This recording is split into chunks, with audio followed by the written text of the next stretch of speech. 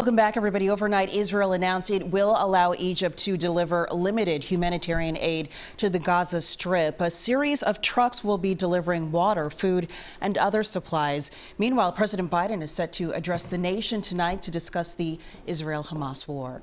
The president returned to the White House just after midnight after his brief visit to Israel. During his 7-hour visit, President Biden met with Prime Minister Benjamin Netanyahu and families of victims of the October 7th terror attack on southern Israel.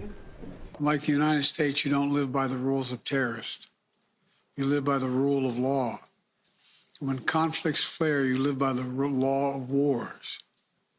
What sets us apart from the terrorists is we believe in the fundamental dignity of every human life. The president also rejected Palestinian accusations that it was an Israeli missile that killed hundreds of people Tuesday at a crowded Gaza hospital. Meanwhile, Israel's aerial bombardment of Gaza continues with troops standing by for an anticipated ground invasion. CBS News correspondent Ian Lee joins us live with the latest now from Tel Aviv. All right, so Ian, thank you so much for joining us. First off, what is the latest? We're hearing that Israel has agreed to allow Egypt to allow this aid into Gaza, but it's desperate. They need the help right now. Has that started happening as yet? Oh, good morning, Janelle. We have not seen that aid get across the border quite yet. We know that there's about 20 trucks waiting to cross the border, about 60 tons of aid, according to the International Red Cross.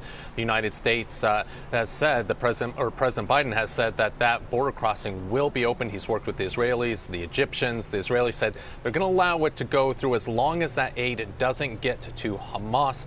Israel says that they're not going to allow any aid from their territory to get inside Gaza. But this is, as you pointed out, very critically needed aid. Hospitals are running out of anesthetics for operations. People are also running out of antibiotics. They're running short on blood. They're running short on all sorts of medical supplies just to treat patients. And then you look at the generators that are running these hospitals. They're running critically short on fuel. Also, just for the average civilian in Gaza, they're running out of water. They're running out of food. The desalination plant that helps provide clean drinking water for Gaza, that shut down today.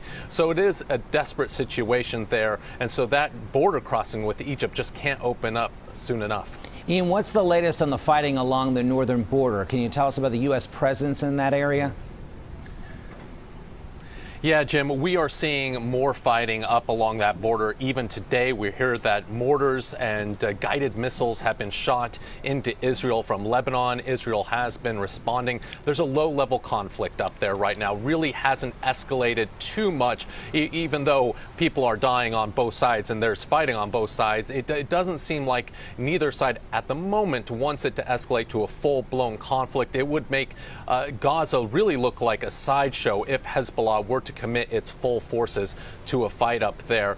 So it's in neither side at the moment to really beef that up. But we do know that the United States has a major presence just off the coast of Israel. There's an aircraft carrier, the USS Gerald Ford is over there. We also know other assets are in the region. Another aircraft is coming in. We really haven't seen a buildup like this from the U.S. military for such a long time. And we know that these warships have the capabilities of shooting down rockets, shooting down missiles, something that Israel fears could overwhelm its anti-missile system in the north if a war with Hezbollah were to start. Jim.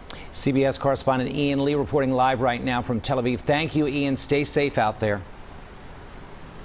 All right. Always appreciate your insight, Ian.